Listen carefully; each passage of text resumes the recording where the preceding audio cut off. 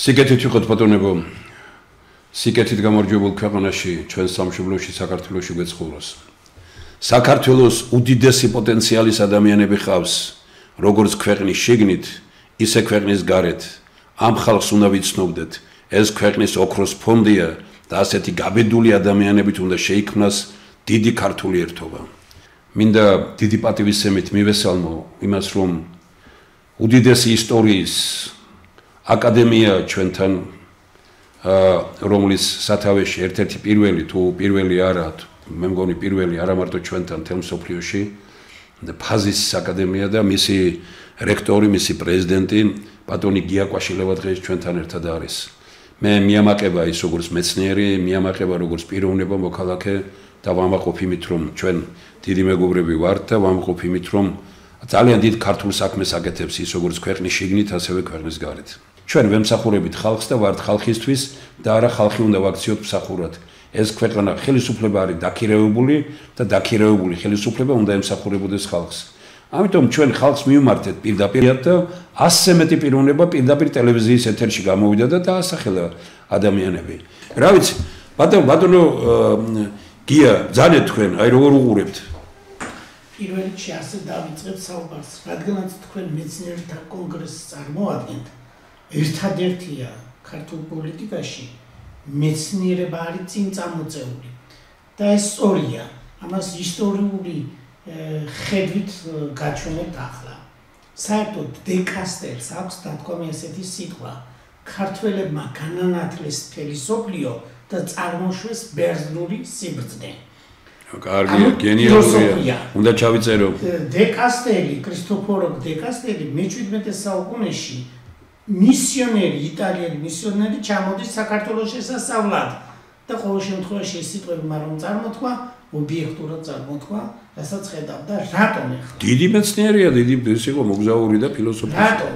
ქართველებს ეს როლი გვაქვს, მეცნიერების როლი გვაქვს. თუ ჩვენ ამ როლს ჩვენ თუ არ გავითავისებთ და არ გამოვიყენებთ შესაბამისად, მაშინ ჩვენ საქართველოს როგორც სახელმწიფოებრივად უპირატესობების ნიშნები არ ვლინდება. და ახლა რატომ მინდა ეს თქვა ზოგადად ესა? მაგალითად, მინდა დავასახე, რომ 1755 წელს მოსკოვის სახელმწიფო უნივერსიტეტი, რომელიც არის ლომონოსოვის სახელობის, ქართველი კაცის ინიციატივით დაარსდა. პირველ დოკუმენტში ჯერ არ ფიგურირებს არც მიხეილ ლომონოსოვი, არც შუვალოვი ივანე და არც ელისაბედი დედოფალი. პირველი არის ვახუშტი ბატონიშვილი, ბაგრატიონი, რომელიც დოკუმენტები მე მოსკოვში როცა უსმინოთ ბატონებო, აი რა ხალხი ხავს, როგორი 1996 წელს იმ არქივში 1996 წლიდან ვიკვლევ ამას, რა თქმა უნდა ეს აღნიშნული იყო ოქროს საწერით 1900 წელს ჩამოხსნეს. შემდეგში ძველ კორპუსზე საუბარი, ახალი კორპუსი მე სტალინმა და ბერიეს დროს აშენებული ეს იცით, ძველ კორპუსი, სადაც პირველად იყო განთავსებული. ანუ მიზეზი ქართველების მოქმედებისა არის მეცნიერების განვითარება. ქართულ სამეცნიერო წრეებში გეოგრაფი აკადემიკოსი ალექსანდრე ჯავახიშვილის გარდა თითქმის არსად არ წერია ეს მასალა. ჩვენი როლი ამით შესაძლოა. აი რასაბობს ილია ჭავჭავაძე. სწავლა, ცოდნა, მეცნიერება, ღონე იმისთანაა, რომელსაც დღეს წინ ვერაფერი ვერ უდგება. და ამ შესაძლებლობას, რაოდენობაზე კი არა საუბარი, 5 მილიონი ვართ, 3 მილიონი ვართ, 2 მილიონი ვართ, არამედ ცოდნას, ხარისხს აქვს მნიშვნელობა. თუ ჩვენს ამ როლში არ გავთავისდებით, მაშინ ჩვენ არც ევროპისთვის, არც აზიისთვის, არც ჩრდილოეთისთვის, არც სამხრეთისთვის ჩვენ არაფერს არ წარმოვადგენ, უბრალოდ მარტო დერეფანი ვართ. დერეფნის მნიშვნელობა გვაქვს? გეოგრაფიული ისაა. არამედ სხვა მნიშვნელობა. მინდა ვთქვა, ფაზისის აკადემიას სწორედ ეს როლი გამოვლინდა 1144 წელს, როცა მისმა დამაარსებელმა მარტინ ფაზისელმა, რომელიც იყო პირველი ესე იგი რედაქტორი ახალი აღთქმისა სოფლიო მასშტაბით, რომელმაც რედაქტირება გაუკეთა ლათინურ და ბერძნულ ტექსტებს, მან შემოიტანა ის წყობა, რაც ახალი აღთქმაში გვაქვს ჯერ სახარებები და შემდეგ წმინდა წერილები მისი დამსახურებით არის სოფლიო მასშტაბით და მის შესახებ ბევრი რამე იწერება ევროპაში, ოქსფორდის უნივერსიტეტში, ხარისხია დაცული რამდენიმე სხვადასხვა მიხედულებით, რადგანაც ეს კაცი ჩვენთვის არ არის ცნობილი, რაღაც მიზეზების გამო, ყოველ შემთხვევაში ფაზისის აკადემიის როლი ამით მინებდა. აი რაშია საქმე? აი სწორედ თქვენ რომ დაუბრუნდით მეცნიერთა კონგრესს ბატონო თემურ დიდ მადლობას გეუბნებით ამ მხრივ რომ ჩვენი როლი ზუსტად ახლა იკვეთება თუ ჩვენ მეცნიერულ პროდუქტს შექმნით სახელმწიფო მოწყობის თვალსაზრისით. ახლა ფაზის აკადემიას ასეთი ლოზუნგი აქვს, უფალი ჩემი სინათლეა. ეს ფსარგუნიდან გვაქვს აღებული, მაგრამ ჩვენ დავამტკიცეთ რომ ქართული სახელმწიფო 4000 წლისაა, ქართული მეცნიერება 2000 წლისა და ქართული საწყნობა 2000 წლისაა. ან მეცნიერულად ეს მონაცემები გვაქვს, თუ ჩვენ ამ მონაცემებს არ გამოვიყენებთ პოლიტიკურადაც და ეკონომიკურად ვერ ჩამოყალიბდებით ქვეყანა. ხლაშია საქმე. ქართულ სახელმწიფოება ეს არის წარწერების მიხედვით მიღებული თარიღი.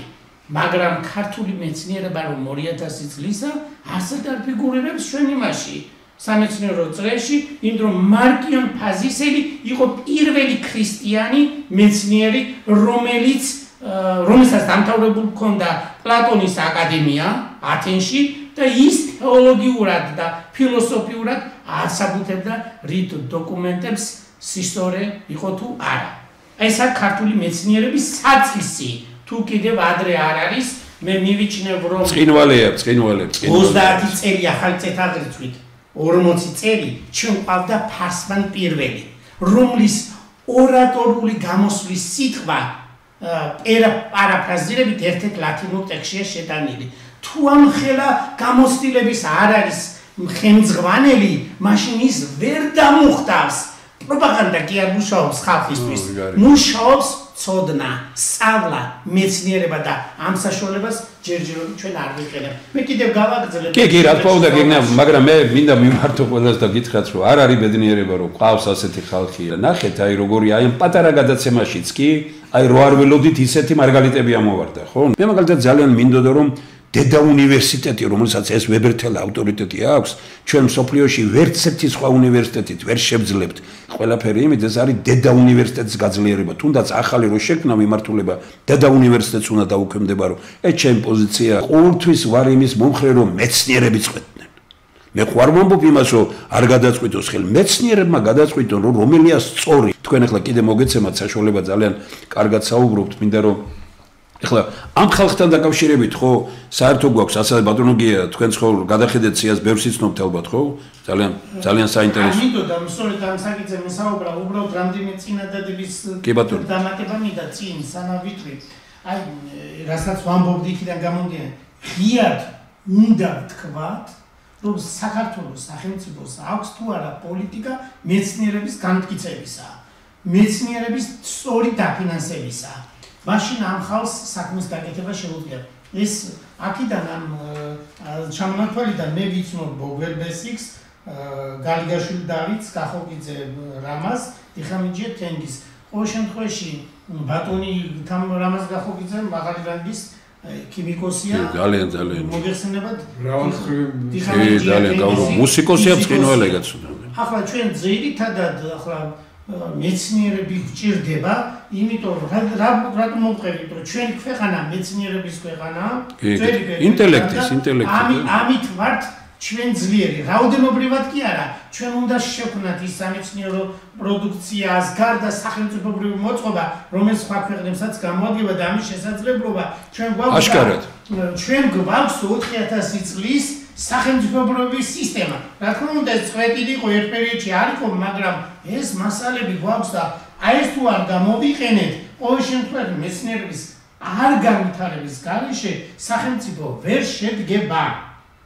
მოგეხსენებათ, რომ საქართველოში არ ფინანსდება და ეს ხალხი, რომელიც პენსიაშიც კიდე ყავს აქა, ალბათ მე მქონდა დასახელებული პროფესორი თემურ ჩილაჩავა. ესენი არის სიებში ყველა, კი. ჯანგველაძე პროფესორი, პროფესორ ნესტან კეკელია, პროფესორ გიორგი ფოჭკვა, რომელთაც აქვს გამოცდილებები მათ აქვთ შექმნილი თქვენ სწორად ამბობთ ბატონო გია ჩვენ ვლაპარაკობთ რომ ეს სია ბოლოს იქნება აი ამაში გვიწერია ჩვენ ამას ვიტყვი რომ ეს სია ჩემი არ არის აქ შემოტანი და იმიტომ არა მე ვამბობ რომ არა პირიქით 200-მდე კაცია ძალიან ძლიერი ძნელი ხდება იმდენად ბევრი პირიქით ჩვენ გავაგზელეთ კიდე და ამას ვაკეთებთ დღეს ხალხს ვეუბნებით რომ ჩვენ უნდა გავაგზელოთ კიდე დასახელება როგორც კი დღეს გადაცემა ჩვენ დასრულდება იქნება ისევ წაკითხული ის ტექსტი როგორ უნდა გაგზელდეს ეს სად უნდა დაასახელონ აქ შეუძლია მოვიდეს კაც და გამოიტანოს თავისია გავაგზელოთ ეს ყველაფერი რომ 31 ესე იგი მარტისთვის უკვე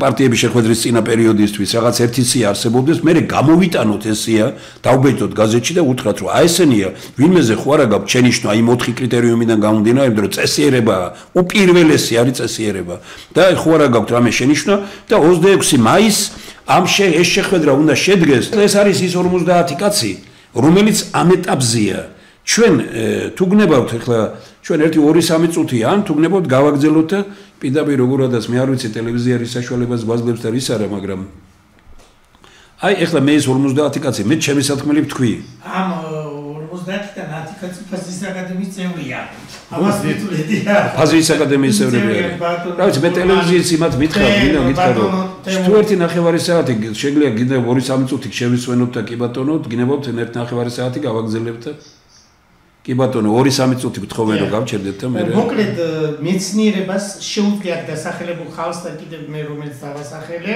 ჩემს გამოსვლაში ადრე იყო უნდა შეიქმნას საერთოდ მეცნიერული აზროვნებით სახელმწიფო როგორ უნდა მოეწყოს პოლიტიკური სისტემის ჩამოყალიბება რომელიც მოქმედი იქნება ეკონომიკური მოდელების კეთება უკვე ჩვენთან საქართველოში საკმაოდ მნიშვნელოვნადაა წინ წაწეული მათემატიკური და კომპიუტერული მოდელებით ისეთ საკითხები გვაქვს გამოკვლეული მაგალითად ჩვენ ჯგუფს ბატონ თემურ ჩილაჩავას გიორგ პოჭკოს და მე რომელიც არაჩვეულებრივ საჭიროა სახელმწიფო მოწყობისთვის ყოველ შემთხვევაში კი ბატონო მე გეთახმებით თქვენ ამაში ეკონომიკური და პოლიტიკური სისტემა კარგი რამ გვითხრა ეხლა 2-3 წუთი ვისვენებ და მე კიდე ვთხოვთ ბატონო გიას დაასრულებს თავის პროექტს ძალიან კარგი რამ დაეწყო და მე ძირითადში თქვენი საუბრეთ მეორე ნაწილში მე რაც შემიძლია წარმოვადგინე მე ვარ ამ შემთხვევაში როგორც საორგანიზაციო ჯგუფის ხელმძღვანელი კი ბატონო მივესალმები შევისვენოთ 2-3 წუთი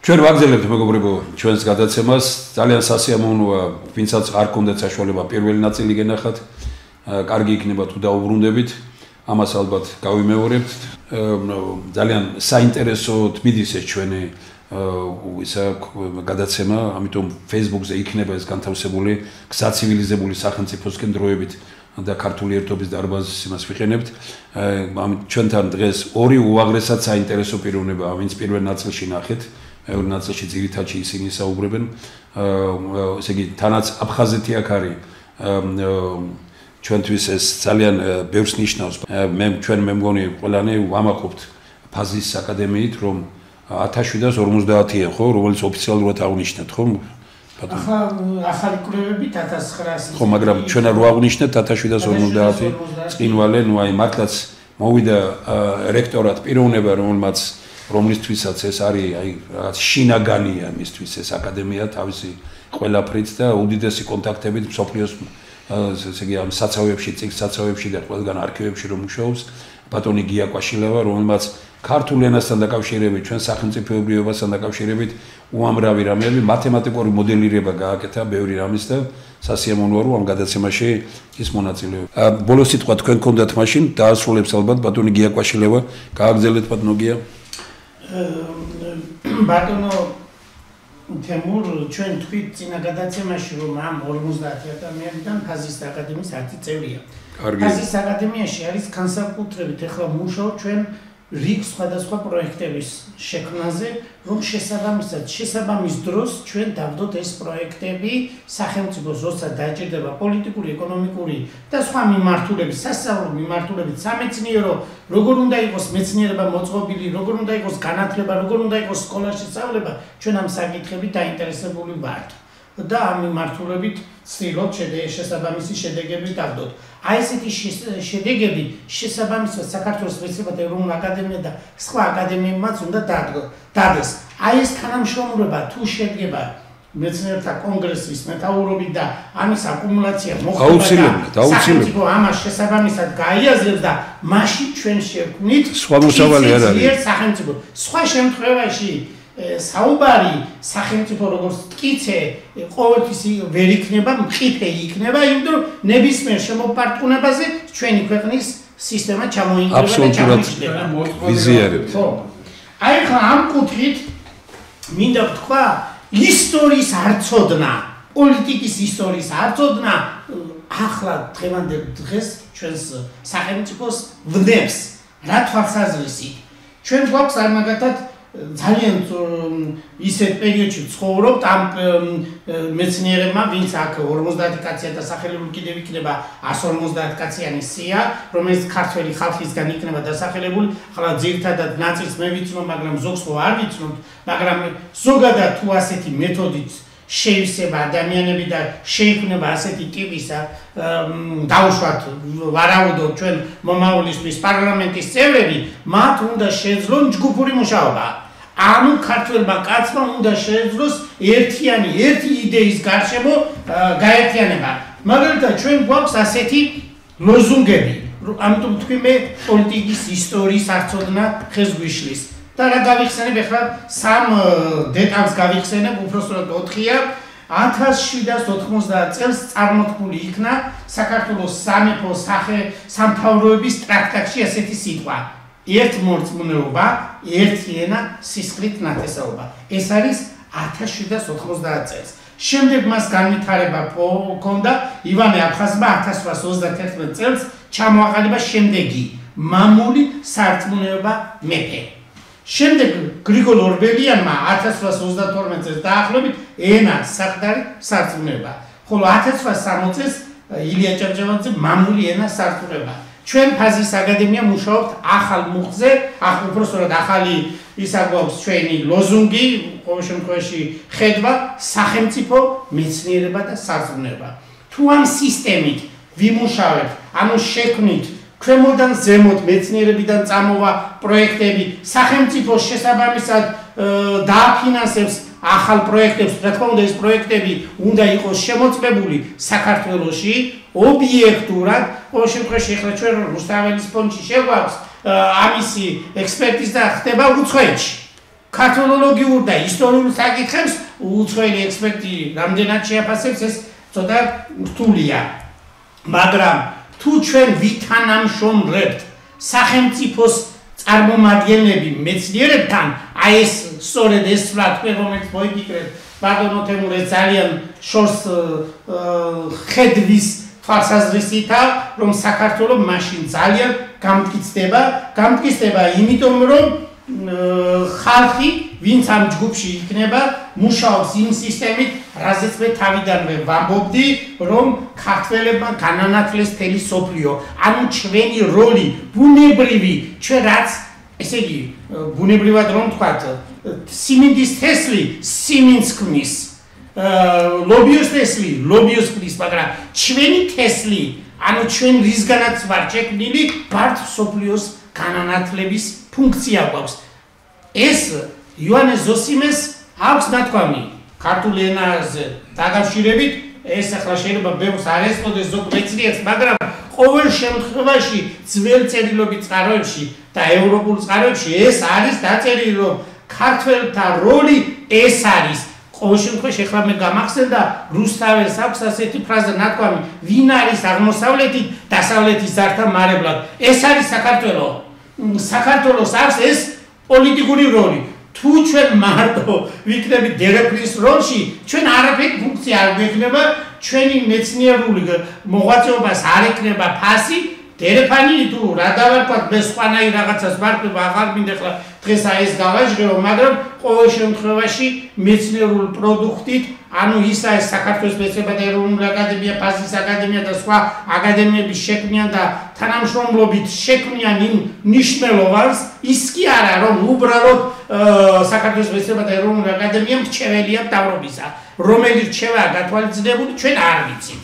ბატონო თემურ ჩვენ უნდა ვიმუშაოთ რეალურად არ ჩანს რეალურად ჩვენ 30 წელი რა შევქენით რა თქმა უნდა, რაღაც საკითხებში წინსვლა იქნება ბატონურმან, აბა ახლა ეს ქვეყანა ასე მთლად არ იქნება, მაგრამ მე არ მომწონს 30 წლის განმავლობაში რა პროცესიც განვითარდა, ეს არ არის და ამიტომ არ გწნობენ რა თვალსაზრისით. არ არის ჩვენ ანგარიშ გასაწევი ძალა არა ვართ. რაოდენობას კი არ აქვს მნიშვნელობა. ანგარიშ გასაწევი ძალა ხდებით, როცა თქვენ მეცნიერულობაში წარმატებული, რა თქმა უნდა, ჩვენ წარმატებული მეცნიერი გვყავს. ბატონი ლადო ჭანტორიაი, როგორც იურისტი, წარმატებულია, მაგრამ საქართველოს პრეზიდენტი დაუშვათ სხვა ისეთი კაცი, როგორც არის ახლა ლადო ჭანტორია, ეს რატომ არ უნდა დასახელებულიყო? თქვენგან აცხადეთ პირველად ეს. ანუ კაცი ის, რომელსაც შეუძლია საქმე სწორად წარმართოს. რაში გჭირდება ის ხალხი, რომელსაც არ შეუძლია არაფრის შექმნა? და ეს ხალხი ყველა ერთმანეთზე დამოკიდებულებაში რომ არ იყოს, ჩვენ გჭირდება თავისუფალი, ძლიერი ინტელექტის სავსე და მეცნიერულად მოაზროვნე პარლამენტის წევრები. თუ ეს არ იქნება, არ შედგება ეს ქვეყანა, ახლა ვილაპარაკოთ რუსეთის ხარეს ვიქნებით თუ არა. ისე უბრალოდ გამახსენდა კირიონ მეორის ნათქვამი საქართველოს პატრიარქისა წმინდა მოწამე იყო ესა, სულებით არ იცნობს მართლმადიდებულ ივერიას რუსეთიო. რუსეთი სულებით არ იცნობს მართლმადიდებულ ივერიას. და რატომ? რაში გამოიხადება მე სპეციალურ პოსტის დავწერე. კრემლში, კარიბჭის შესასვლელში ივერიის ღვთისმშობლის ხატია დაბრძანებული. და ამაზე სპეციალური Facebook პოსტი მქონდა, რომელიც ჩამოაბრძანეს მე-16-მე-17 საუკუნეში და ეს ხატი იცავს კრემლს. დღემდე კომუნისტურ პერიოდშიც 1929 წელს მოანგრიეს ეს კარიბჭის ადგილი, სადაც ღვთისმშობლის ის იყო და მერე აღადგინეს ახლა 1995 წლის 5 ოქტომბერს და წერვა განანახლა. თქვენ იქ ლოცვაში რომ ჩაიხედოთ, რა თქმა უნდა, სლავურია დიდი ასოებით წითლად წერია ივერის კარიბჭის ცველი. აი ეს როლი გვაქვს. ნუ რა თქმა უნდა, მე ვთქვი რომ აქ ვახუშ ბატონიშვილი და სხვა როლი, ახლა აღარ ვიტყვი მე 40 და 55 წლებში რა შეასრულეს ქართველებმა, ამაზე არ ვლაპარაკობ მე, მაგრამ ჩვენ დიდი როლი გვაქვს ასევე ნათამაშები, როგორც დასავლეთის ქვეყნებისთვის, ასევე ინდოეთში, ასევე ირანში, თურქეთში 16 კაცი ყავდა ქართული წარმოშობის მეთაურები. და რატომ ეს? ჩვენ აქ არ გქონდა სახელმწიფო.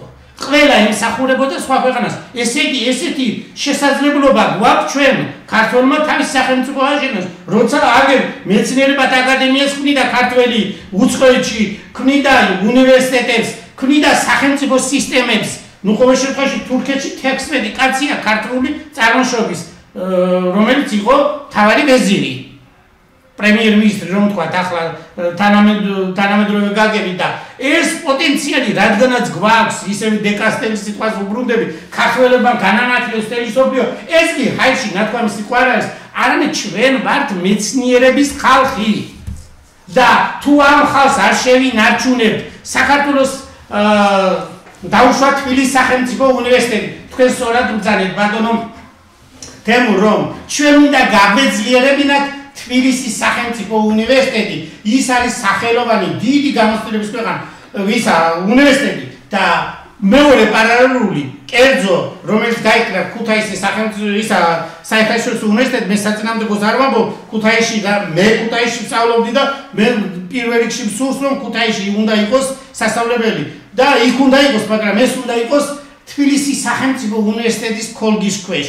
ასევე ტექნიკური უნივერსიტეტი, ყველაზე დიდი, აი პარიზის უნივერსიტეტი არის ძალიან დიდი უნივერსიტეტი, რამდენიმე სასწავლებელი. ასე ამერიკაშიც ეს, ასე ამერიკაში. და თუ ასეთ უნივერსიტეტს დავაკნინებთ, ჰარვარდის უნივერსიტეტი ვიცი რა, კერძო არის და რამდენიმე სხვადასხვა შემადგენლობისა. თუ ჩვენ უნივერსიტეტს ჯალახიშვილის დაარსებული უნივერსიტეტს და რომელშიც, ნუ ადრე რა თქმა უნდა გიმნაზია იყო და იქ ილია ჭავჭავაძე და სხვების დიდი დამსახურება არის. და საერთოდ ქართული მეცნიერების დიდისა, იქით უნდა განვავითაროთ, უნდა გავაძლიეროთ ეს სისტემა და არა დავშალოთ.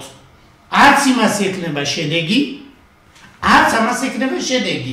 თქვენ ახლა წარმოიდგინეთ მარტივად ხალხს რომ უთხრათ, წყალი რომელიც პატარა არხით გავუშვით, გავხატოთ ის.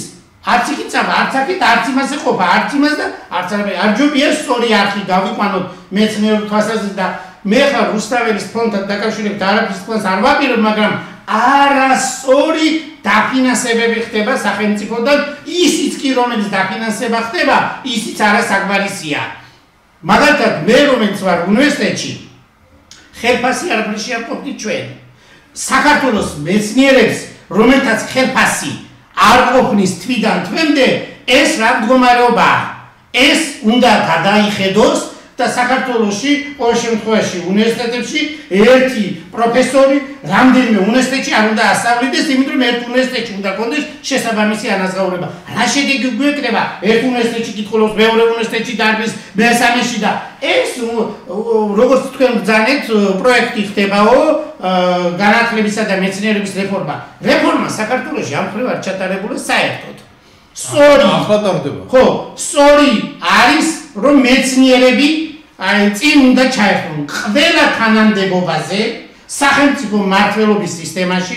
მე არ ვამბობ რომ ყველა მეცნიერი ორგანიზატორია და პოლიტიკოსი, მაგრამ ის მეცნიერი რომელიც ორგანიზატორია და პოლიტიკოსია, ის უნდა იყოს სახელმწიფო მმართვის სისტემაში. ყველგან, მე დისერტაციის დაცულებს არ გულისხმობ. დისერტაცია დაცული ბევრს აქვს, მაგრამ ციტირების ინდექსი მეცნიერებს ნული აქვს. ამას Google-ის სკოლარი, Web-Science და ყველა ბიჩვენებს. მეცნიერს, რომელსაც თავის ნაშრომის ციტირებას სხვა არ ახდენს, ახლა რა აზრი აქვს ამას? რა უნდა შექმნას იმ მეცნიერმა, დაუშვათ პირობითად ვამბობ, მინისტრი თუ გახდა, რა შედეგს გვაძლევს, როცა ის მეცნიერებიდან არ გამოდის. განათლება მან არის, სკოლა წარმოდგენა არ აქვს სკოლაზე.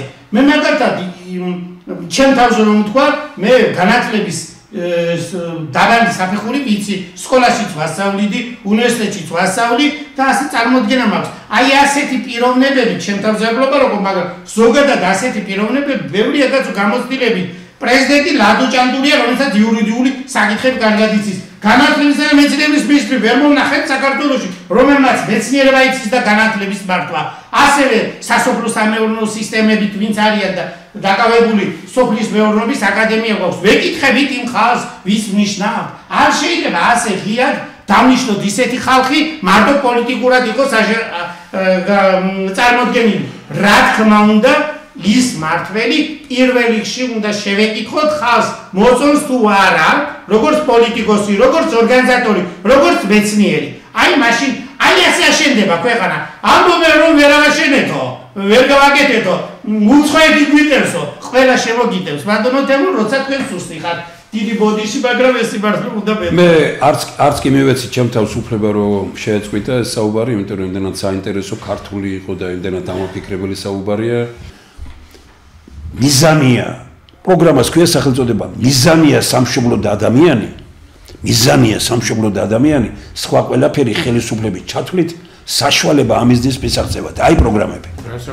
გაკეთებული. აი ეგე საქართველოს ინტეგრალური რესურსები. ეხლა ერთმა პიროვნებამ გადაწყვიტა რომ ეს ინგლისურად გამოვიდეს, ამას რო წაიკითხავს კაცი, იტყვის იმას რომ თქვენ ფუფუნებაში უნდა ცხოვრობდეთ, ეს თუ გაქვთ. ჩვენ ღარიბად ცხოვრობთ. საქართველო არის მდიდარი ქვეყანა და ცხოვრობთ ღარიბად. ამის დასტურია ეს პროგრამები, რომელზეც აი ბატონი გია რომ საუბრობდა რომ ჩვენ ერთნი ვართ ამ იმაში და მე ვამაყობ რომ ასეთი კაცი ვხავს, ერთნი ვართ იმაში რომ საქართველოში დღეს პოტენციალი არის ისეთი, რომ ამ ქვეყანაში არათუ გაჭირებული არ უნდა გყავდეს, ჩვენ უნდა ვიყოთ წარმატებული ბედნიერების სავსე ქვეყანა. დავამთავროთ ამით. ბედნიერების სავსე ქვეყნისთვის ვიბრძით ჩვენ და გვინდა რომ ეს ხალხი ამისთვის იყოს. მაგრად ვიყოთ. დიდი მადლობა.